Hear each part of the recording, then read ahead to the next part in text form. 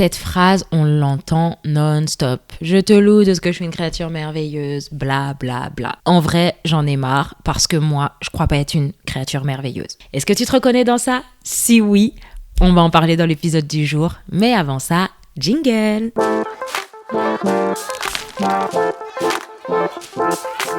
Bonjour et bienvenue sur le podcast Sois toi-même, la plateforme pour redécouvrir sa véritable identité et la révéler pleinement.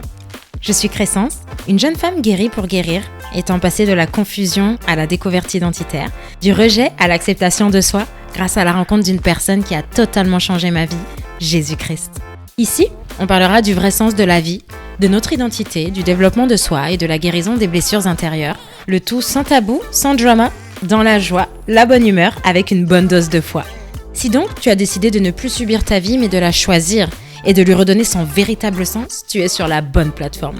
Alors reste connecté et c'est parti pour ce tout nouvel épisode. Hi lady, j'espère que tu vas bien par la grâce de Dieu. Moi ça va, je suis trop contente de faire cette semaine spéciale avec toi. Alors aujourd'hui, j'aimerais te parler des complexes physiques. On trouve qu'on a une grosse tête, un gros front, un gros nez, des gros doigts, des grosses cuisses, un gros corps. Ou voilà, peut-être même qu'on a une malformation quelque part, ce qui fait que du coup, ça bousille notre estime personnelle, on se trouve moche, on se trouve pas belle, etc. Et le pire, c'est que quand on ose avouer qu'on a ce complexe physique, on essaye de nous rassurer en nous disant « Mais non, tu es une créature merveilleuse, faut dire ça comme David ». Sauf que dire cette phrase, clairement, on n'y croit pas du tout, ok? Donc en fait, j'aimerais te parler de comment surmonter les complexes physiques. Pour la petite histoire, je me suis toujours trouvée moche. Je me suis toujours trouvée laide. Ouais, pour moi, j'étais moche, j'étais pas belle. C'est vrai qu'on me vannait quand j'étais au collège et tout. On me disait que j'avais des dents de lapin, que j'avais un gros front, que j'avais des grosses cuisses. Enfin bref, tu sais, les trucs. Franchement, l'école, c'est méchant. Le collège, le lycée, purée, c'est tellement méchant. Je me dis que quand j'aurai des enfants, la façon dont je vais prier pour eux et dont je vais mettre l'onction d'huile sur eux chaque matin, laisse tomber. Bref. Non, l'école, c'est trop méchant. Et donc, du coup, voilà, je me trouvais tellement moche. Et pour moi, en fait, c'était pas tant une théorie, tu vois. Je veux dire, quand je disais que j'étais moche, j'avais la foi dans cette proclamation. C'est-à-dire que je savais que c'était moche. Je viens pas me dire que je suis belle parce que quand je me regarde, je sais que je suis moche. C'était vraiment mon système de pensée, en fait. Et vu que je le pensais, il y avait plein de circonstances et de situations que je vivais qui semblaient confirmer cette fausse vérité, donc ce mensonge dans lequel je croyais. Et pour couronner le tout, c'était en 2021, j'étais tellement traumatisée que, en fait, j'ai eu un choc hormonal à cause de mes émotions. Mes émotions, elles étaient tellement fortes que j'ai eu un choc hormonal, ce qui a fait que je n'avais plus mes menstruations et que j'avais beaucoup d'acné. J'ai énormément souffert d'acné. Donc j'avais des boutons purulents sur mon visage qui venaient clairement tous les jours. Donc déjà que je me trouvais moche, mais après ça en plus j'avais de l'acné. Laisse tomber en fait, je pouvais pas me regarder dans un miroir, j'avais honte. Et puis en plus les gens qui me regardaient, tu vois aussi qui me regardaient en mode « Ah mais tu peux pas utiliser des crèmes », tout ça. Enfin bref, c'était trop gênant et c'était affreux. Et dans tout ça, j'essayais d'aller bien, j'essayais de me dire « Non Crescence, t'as la foi, t'as la parole et tout ». Et je me forçais de proclamer « Je te loue de ce que je suis une créature merveilleuse » devant le miroir. Mais ça ne faisait clairement aucun effet parce que quand je regardais, j'étais là genre je suis pas une créature merveilleuse et en plus de ça, le Seigneur ne m'a pas créée avec de l'acné. Donc j'ai du mal à croire que Dieu me trouve belle et j'ai du mal à me croire belle en fait avec ça. J'essayais de me dire que j'étais belle mais j'y croyais pas en fait. Je me disais il y a même pas de verset biblique qui le dit clairement. Ça me saoule. Et est-ce que tu sais ce que Dieu m'a fait faire pour savoir que j'étais belle? C'était de me faire partir à la découverte de qui je suis à l'intérieur et non pas à l'extérieur. Parce que tu sais, en vérité, quand on est complexé par notre physique, c'est parce qu'on n'a pas conscience de qui on est en vérité. Tu sais, encore une fois, c'est comme quand je parlais de la comparaison. On part encore de ça. Qui es-tu? Tout est une affaire d'identité. Le corps dans lequel on habite, c'est une enveloppe terrestre. C'est une enveloppe. C'est-à-dire que cette enveloppe-là, elle va durer pour un temps. Mais après, cette enveloppe, elle va changer. Mais la partie de nous qui demeurera éternellement, c'est notre esprit. Ce qui veut dire que la véritable toi, c'est ton esprit, c'est pas ton corps. Et donc, quand moi, je cherchais à avoir conscience que j'étais belle, pour moi, ma beauté, c'était mon corps, en fait. Pour moi, ma beauté, elle se définissait par rapport à mon corps, par rapport à mon visage. Mais du coup, ce que le Seigneur m'a fait faire, c'était partir à la découverte de mon esprit. Parce que je suis un esprit qui habite dans un corps et qui possède une âme. En fait, la vérité, c'est que tu n'es pas ton âme et tu n'es pas ton corps. Tu es un esprit. Et l'idée, c'est de partir à la découverte de qui est cet esprit. De partir à la découverte de l'unicité de cet esprit-là. Qui es-tu véritablement? T'es pas ton physique, en fait. Même si ton physique, il est beau, parce que le Seigneur, quand il a créé ton enveloppe, il n'a pas échoué, tu n'es pas ton physique. Et en fait, le fait d'être partie à la découverte de ma personne, de ce qui me rendait unique, comme je disais dans l'épisode sur la comparaison, et ben en fait, ça m'a aidé à voir ma beauté intérieure. Et ce qu'il faut savoir en plus, c'est que je détestais cette phrase de gens qui disaient ta beauté intérieure impacte ta beauté extérieure. Pour moi, cette phrase, c'était une phrase que les gens disaient pour réconforter les gens moches. Tu vois, pas les gens qui se croyaient moches, mais les gens qui étaient moches. Vraiment, dans ma tête, j'avais vraiment un système de pensée compliqué. Donc du coup, pour moi, les phrases de la beauté intérieure avant la beauté extérieure, c'était du blablabla juste pour nous réconforter, quoi, tu vois.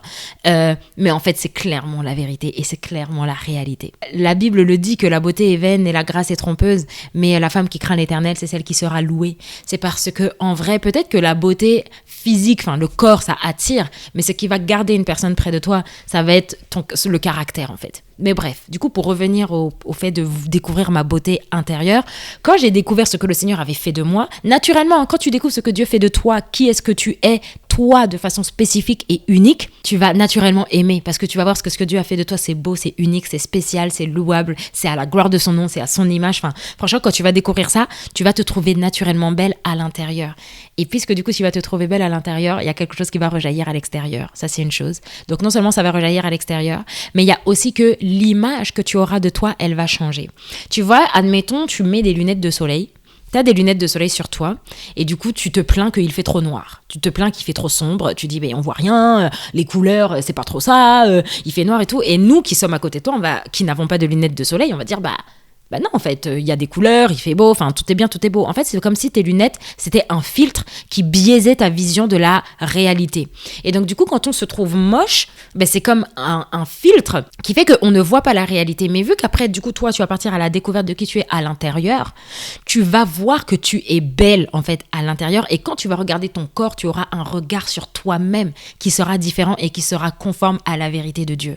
Parce que ce même Dieu qui a créé ton esprit, c'est celui qui a créé ton corps. Donc, naturellement, on n'aura même pas besoin de prier pour toi, de t'exhorter, de prêcher pour que tu vois que ton corps à l'extérieur, en fait, il est bien, tu vois.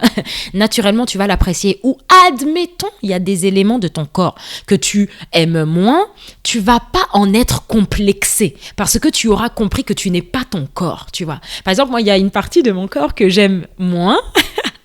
Ah oui, alors déjà, aujourd'hui, petit témoignage, j'en suis plus du tout à me dire que je suis moche. Ah non. Ah, mais pas du tout. Cette conscience-là, comme je te dis, elle m'est venue parce que j'ai découvert ce que Dieu avait fait de moi à l'intérieur. Donc, naturellement, je me dis, l'extérieur, il est beau aussi, tu vois. Et donc, ma manière de me voir, elle est complètement différente. Et j'attends plus que les gens me disent que je suis belle. Et si les gens me disent que je suis belle, je vais dire merci. Par politesse, mais au fond, c'est un constat que j'aurais déjà fait en fait, parce que moi-même, j'ai constaté qu'effectivement, c'est vrai, je suis belle. Donc quand je te dis ce témoignage-là, c'est pour toi-même en fait, c'est pour t'encourager par rapport à toi-même. Pour revenir à ce que je disais, il y a une partie quand même de mon visage que j'aime moins, c'est mon menton. En fait, j'aime pas fermer ma bouche parce que j'ai mon nez qui descend, j'ai mon menton qui remonte, enfin ça fait un peu un truc là, j'aime pas trop. Mais j'en suis pas complexée, tu vois ce que je veux dire? J'irai pas jusqu'à dire que je suis moche parce que mon menton il est comme ça. Mais non, c'est juste pas possible en fait, tu vois. C'est un détail que j'aime pas. Bon, disons que j'aime pas, disons que voilà, je suis pas fan, mais j'en suis pas complexée, tu vois, parce que t'arrives au stade où tu sais qui tu es. Et pour revenir à l'aspect de je suis une créature merveilleuse, tes œuvres sont admirables et mon âme le reconnaît. Dans le psaume en question, le psaume 139, David, il a d'abord médité avant d'en arriver à cette conclusion. Il a eu la pleine révélation que ce Dieu qui l'avait créé, il l'avait façonné en fait. Parce qu'il dit, c'est toi qui m'as tissé dans le ventre de ma mère, c'est toi qui as formé mes reins, c'est toi qui as fait ci, c'est toi qui as fait ça. Donc en fait, David, c'est pas qu'il s'est réveillé un bon matin pour dire, Seigneur, je te loue de ce que je suis une créature merveilleuse. Non, c'est que David, en fait, il a fait une introspection lui-même, il a réfléchi et il a analysé comment c'était Dieu qui avait formé sa conscience, comment c'était Dieu qui avait en fait, qu'il l'avait créé, mais pas son corps, son être intérieur, en fait. Il a dit, quand j'étais une masse informe, tes yeux me voyaient déjà. What? Il parlait pas de son corps, David, il parlait de son potentiel à ce moment-là, en fait. Il disait, mais Seigneur, tu connaissais mon potentiel. Seigneur, tu connaissais déjà qui j'étais, alors que je n'étais qu'une masse informe dans le ventre de ma mère. En fait, tu connaissais le vrai David que j'étais. Waouh! Mais Seigneur, je te loue de ce que je suis une créature merveilleuse. Tes œuvres sont admirables et mon âme le reconnaît. Pour vaincre, pour se débarrasser des complexes physiques, en tout cas, la clé que moi, je te donnerai aujourd'hui, c'est d'arriver au stade où ton âme reconnaisse que les œuvres de Dieu sont admirables. C'est-à-dire que l'œuvre qu'il a fait de toi, mais de toi, esprit, c'est admirable. Si tu arrives au stade où tu constates que ton esprit est beau, tu vas comprendre que les mêmes mains qui ont créé mon esprit, c'est ces mêmes mains qui ont créé mon corps. Et donc, du coup, les choses, elles vont changer. Je sais pas si tu comprends. Donc, en fait, tu n'es pas ton corps. Parce que le risque, c'est quoi? C'est que si, du coup, tu places ta valeur dans ton corps, si demain, il t'arrive quelque chose, t'es enceinte, tu grossis, tu perds du poids, je sais pas moi, t'es blessé, t'as une cicatrice, il y a un accident de la vie qui t'arrive, et du coup, tu seras complètement à plat, quoi, tu vois, parce que t'auras placé ta valeur et ta beauté dans ton physique. Je pense que c'est normal aussi, tu vois, d'être impacté par notre beauté physique, mais c'est d'abord important d'avoir une pleine conscience de qui tu es à l'intérieur, en fait, parce qu'il y a un esprit à l'intérieur de ce corps. Qui est cet esprit, en fait? Quelle est la beauté de cet esprit? Tu dois connaître l'éclat de cet esprit. Et pour connaître cet éclat-là, tu dois savoir, en fait, quelles sont ses caractéristiques et quelle est son unicité. Ok? J'ai un peu l'impression de me répéter, mais voilà, en fait, le conseil que je veux te donner si jamais tu as un complexe physique, si jamais tu trouves que tu es trop maigre, si tu trouves que tu es trop grosse, si tu trouves que tu es trop petite, si tu trouves que tu es trop grande, pars à la découverte de ton unicité esprit. Et tu comprendras ensuite toute la suite et tu verras vraiment que ce Dieu qui t'a créé, il n'a commis aucune erreur te concernant. On arrive à la fin de cet épisode. Si cet épisode t'a parlé, n'hésite pas à mettre un pouce ou à mettre un 5 étoiles. Si tu penses qu'il pourrait parler à quelqu'un, n'hésite pas à le lui partager. Et moi, d'ici là, je te dis see you soon. Bye bye.